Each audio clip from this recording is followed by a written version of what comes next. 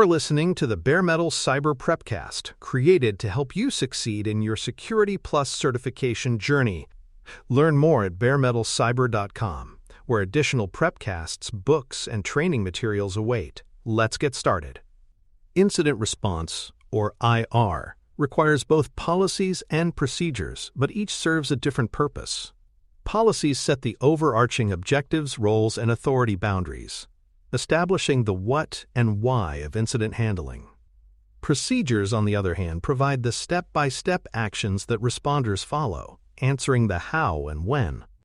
Without policy, response becomes ad hoc, with no clear authority or accountability. Without procedures, responders may know their objectives but lack structured actions to achieve them. For example, a policy may state that all data breaches must be escalated to the incident response commander and reported within 24 hours, while a procedure specifies the steps to isolate affected servers, preserve logs, and notify legal. For learners, think of it like fire safety. The policy sets rules like all buildings must have evacuation plans, while procedures outline which stairwell to use, where to assemble, and how to account for people. Both are required for an effective response. A strong IR policy contains several key elements that provide clarity and accountability.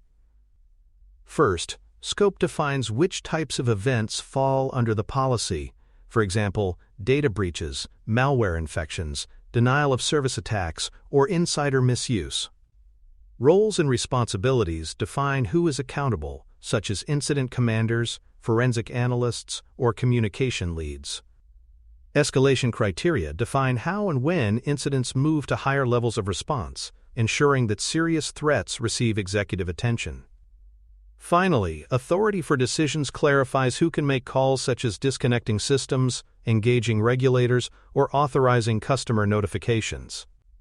Without these elements, incident response risks confusion and finger-pointing during high-stress events. For learners, think of it like an emergency evacuation plan. Scope defines which scenarios require evacuation, roles assign who checks each floor, escalation determines when fire services are called, and authority clarifies who orders the building cleared. IR policies provide that same structured clarity. Interfaces with other organizational functions are also critical. Incident response does not operate in isolation. It must connect with legal, communications, HR, and executive leadership. Legal ensures that evidence handling complies with laws, that regulatory reporting obligations are met, and that potential litigation risks are managed. Communications develops approved messaging for employees, customers, and potentially the public. HR manages personnel-related incidents, such as insider threats or violations of acceptable use policies. Executives provide leadership support, decision-making authority, and assurance that resources are available.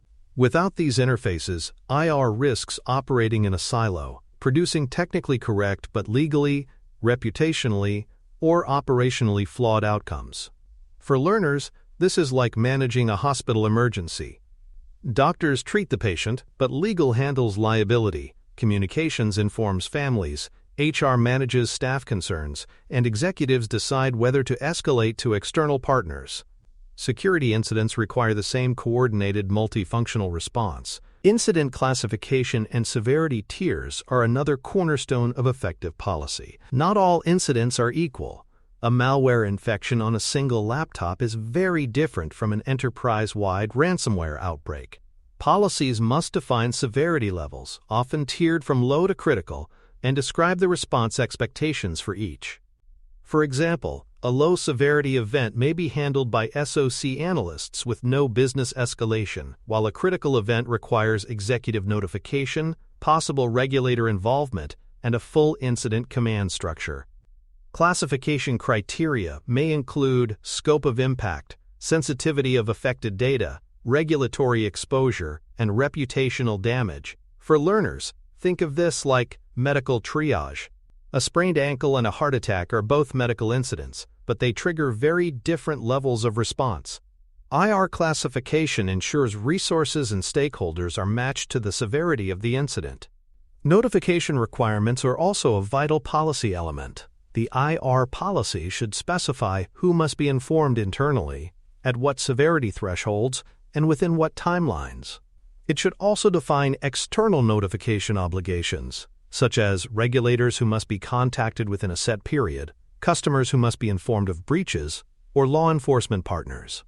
Timeliness is critical. Regulators often impose strict deadlines, such as 72 hours under GDPR. Internal notification rules prevent surprises and ensure executives are never blindsided by a crisis. For learners, this is like accident reporting at a workplace. A supervisor must be informed immediately. HR may need to know within a day, and regulators may require a report within a week. Clear notification rules keep communication structured, consistent, and compliant. Evidence preservation rules are another mandatory policy area. The IR policy must establish requirements for preserving logs, disk images, network captures, and communications related to the incident. It must also define the authority to invoke legal holds, ensuring evidence is protected from tampering, destruction, or routine data purges. Without evidence preservation, investigations collapse, regulatory cases fail, and root causes remain unclear. For learners, think of this like law enforcement securing a crime scene. Evidence must be bagged, tagged, and logged properly to be admissible. IR evidence rules ensure the same rigor, making incident data trustworthy for investigations, audits, and legal proceedings. Criteria for activating the incident response team must also be defined. Policy should state when the team is convened, how incident commanders are appointed, and what triggers escalate an event from monitoring to full activation. This ensures consistency and avoids overreaction or underreaction. For example, a phishing campaign hitting multiple executives may trigger activation even before data loss occurs. Clear criteria give confidence that the right level of response will be invoked at the right time. For learners, this is like calling emergency services. Minor smoke in a kitchen might be handled with a fire extinguisher, but flames spreading through a floor trigger a 911 call. IR activation policies provide that clarity for digital fires. Retention and documentation requirements ensure incident artifacts are preserved systematically. Policies must specify how long logs, emails, post-incident reports, and evidence copies must be stored. They should also mandate formal reporting after each incident, documenting the timeline, actions taken, decisions made, and lessons learned. This ensures organizational memory is preserved, and auditors or regulators can validate response effectiveness. For learners, think of this like keeping maintenance records on an aircraft. Every repair, inspection, and incident is logged so that future operators understand history and regulators can confirm compliance. Security incidents demand the same discipline: comprehensive, retrievable records that provide transparency and accountability. Policy exceptions must also be defined. In some cases, responders may need to take actions not normally permitted, such as disconnecting production systems or collecting personal employee communications. The IR policy should define who has authority to approve exceptions, how they are documented, and how compensating controls are applied. This prevents ad hoc decisions from creating unnecessary liability or abuse. For learners, this is like a doctor breaking standard protocol to save a life, but requiring formal approval and documentation afterward. Exceptions are sometimes necessary, but they must be tightly controlled under policy authority to preserve governance and trust. Training and drills transform policies from paper into practice. IR policies should require periodic tabletop exercises, live simulations, and refresher training for staff with roles in the incident lifecycle. Personnel should also be required to attest annually that they have reviewed and understood the IR policy. Training validates that people not only know what the rules are but can execute them under pressure. Without drills, response becomes slow, inconsistent, or error-prone. For learners, think of fire drills in schools. Policies define evacuation routes, but drills prove that students and staff can actually follow them quickly and safely. Security incidents demand the same rehearsal of rules. Alignment with regulatory and contractual obligations is also central to IR policy. Many regulations, such as GDPR or HIPAA, impose breach notification requirements, while contracts with customers or partners may specify notification timelines or data handling expectations. The IR policy ensures these obligations are embedded into the organization's rules so that no incident response ever risks non-compliance. For learners, think of this like flight regulations for airlines. Airlines must respond to incidents not only by internal rules but also by government mandates. IR policies provide that alignment for security, embedding legal and contractual duties into organizational processes. As a practical exercise, learners can draft a one-page IR policy to practice applying these principles. The document should define severity tiers: low, medium, high, critical, list primary points of contact for incident escalation, and identify decision authorities such as the incident commander or executive sponsor. It should also define notification timelines, such as requiring stakeholders to be informed within 24 hours of confirmation of a critical incident. This one-pager demonstrates how policies can be concise yet comprehensive, providing clarity without overwhelming detail. For learners, it's like writing a quick reference guide, short enough to be used in an emergency, but detailed enough to direct action. Procedures are where incident response policy becomes operationalized. A policy might state that critical incidents must be escalated within 1 hour, but a procedure specifies how that escalation is performed, which communication channels are used, and what verification checks must occur before escalation is confirmed. Playbooks and procedures serve as the translation layer, turning abstract requirements into concrete actions. For example, a malware containment procedure might define triggers such as EDR alerts, list exact steps to quarantine endpoints, and specify validation steps to confirm containment worked. Procedures provide the discipline that ensures incidents are handled consistently across teams, reducing improvisation and errors. For learners, think of policies as recipes that say, bake at 350 degrees for 30 minutes, while procedures list the detailed instructions: preheat oven, measure flour, grease pan, set timer, and test doneness. Both matter, but procedures bring policies into action. It is important to distinguish between pre-scripted playbooks and investigative procedures. Playbooks are designed for common, repeatable incident types such as phishing, ransomware, or denial of service. They are linear, step-by-step, and aim for speed and consistency. Investigative procedures, on the other hand, are more flexible, guiding analysts through exploratory, evidence-driven paths when the incident is unusual or novel. For example, a phishing playbook might include isolating affected inboxes, blocking malicious domains, and resetting compromised credentials. Investigative steps, however, might include analyzing unusual log entries, pivoting across data sources, and forming hypotheses about attacker behavior. For learners, think of playbooks like emergency drills, scripted and practiced, while investigative procedures are detective work, following clues where they lead. Both are necessary for a mature program. Playbooks deliver speed, while investigative methods provide adaptability. Runbooks add another layer of precision. They are structured documents that walk responders through phases of pre-checks, containment steps, eradication, recovery, and validation criteria.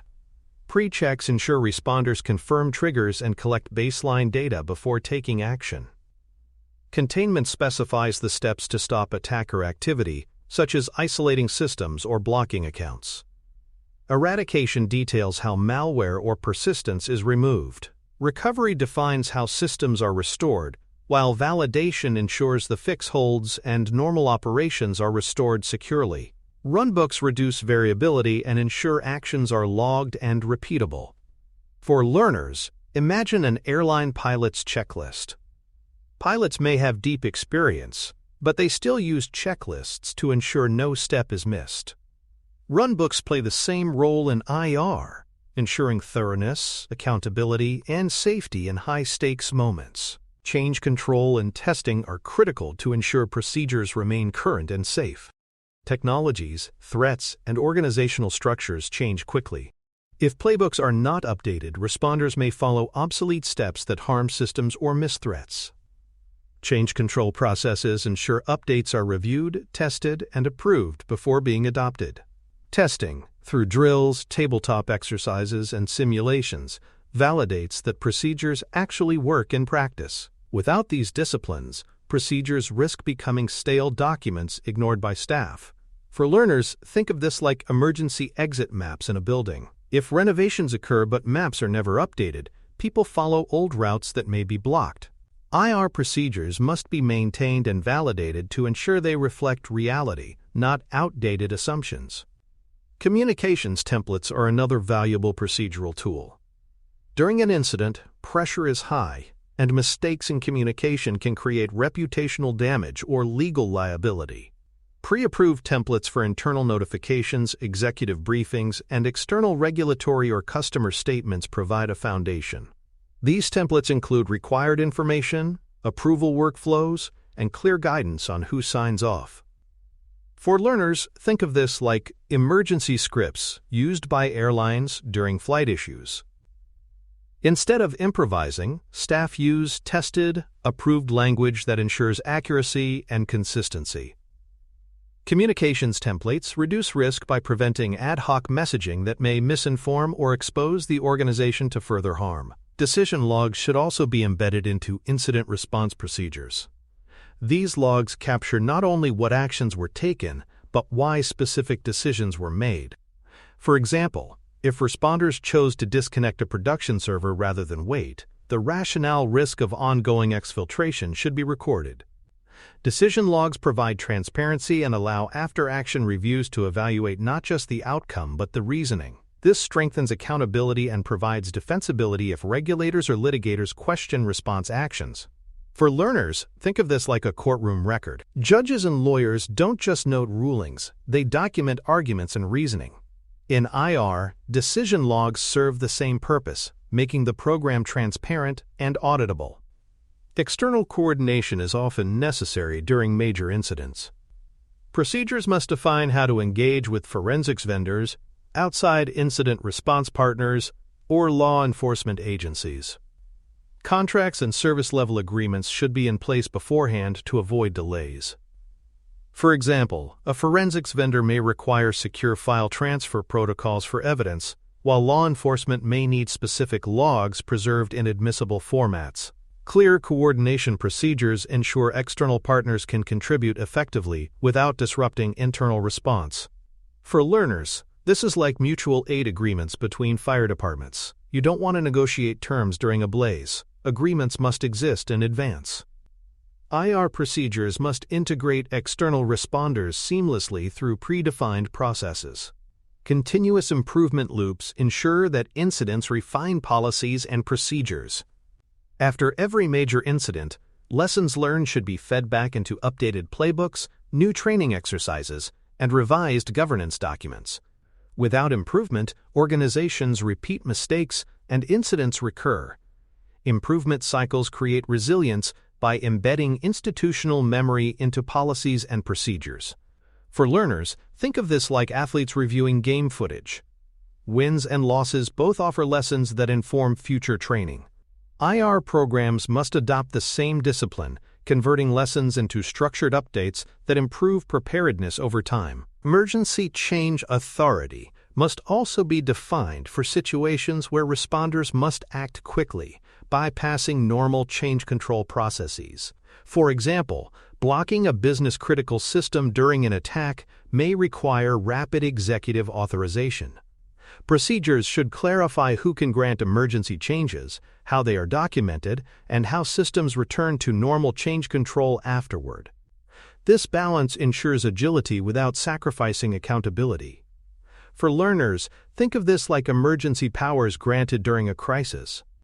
Leaders can act quickly but must justify actions later.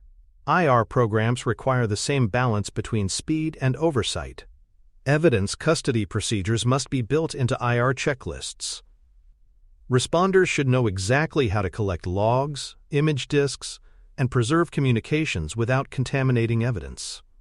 Chain of custody forms should accompany each artifact, documenting who handled it and when.